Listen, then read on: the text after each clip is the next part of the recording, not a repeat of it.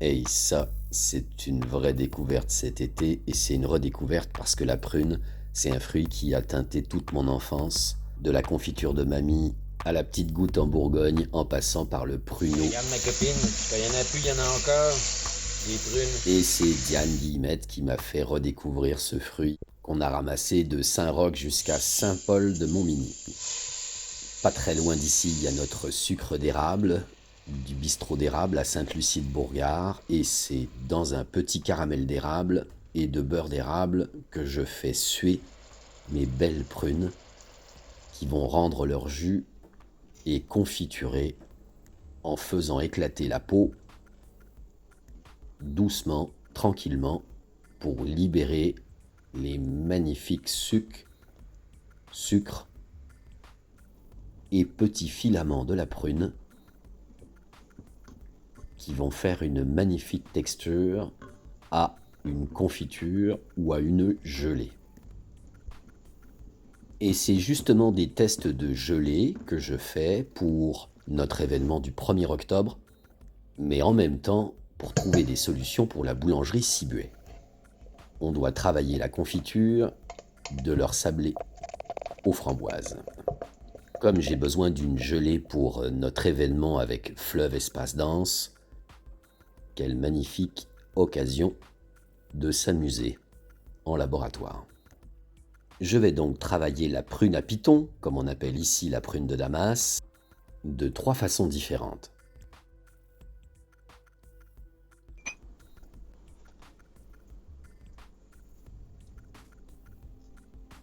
Une gelée, donc on va utiliser des gélifiants, et puis on aura réservé une partie de cette confiture qu'on va utiliser pour le dessert du 1er octobre.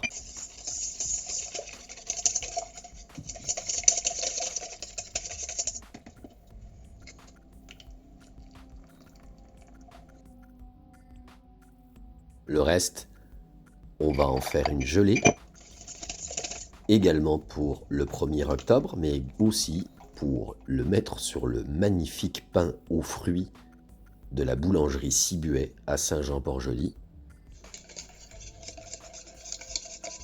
Parce que c'est mon pain préféré là-bas, pour le moment. Naturellement, la pectine du fruit donne une magnifique texture, mais là, on a rajouté un petit peu de gélifiant pour avoir quelque chose de plus ferme. Allez, je vais aller mettre ça au frigo. Comme Diane me l'a recommandé, j'ai gardé les noyaux dans les prunes pour faire ma confiture, ce qui a donné un petit goût d'amande. Je vais même aller plus loin en retravaillant les noyaux avec un petit peu de sucre pour les caraméliser et faire une confiture un peu plus ferme et texturée avec la peau. On trouvera bien quelque chose à faire avec ça. Et c'est vrai qu'en forçant un peu les noyaux, on obtient un goût un peu caramélisé, torréfié, qui est vraiment intéressant. Tiens, pourquoi pas un amaretto local. J'ai débarrassé le tout, j'ai enlevé tous les noyaux un par un, je les ai rincés dans un peu d'eau pour ne rien perdre, et ça m'a fait des petits bonbons à sucer tout l'après-midi. Après 1 heure, ma gelée avait déjà commencé à prendre, avec une jolie petite texture sympathique, qui m'a laissé penser qu'on pourrait avoir quelque chose d'un petit peu plus ferme. Après 2 heures, ça se confirme, on a exactement ce que je voulais pour faire des petites perles pour dimanche prochain. Mais là, j'ai mérité le réconfort d'une magnifique tartine de pain aux fruits de la boulangerie Cibuet. Hugo travaille ce pain avec des abricots, des pistaches, des noisettes, tout plein de fruits et de noix. C'est vraiment super bon.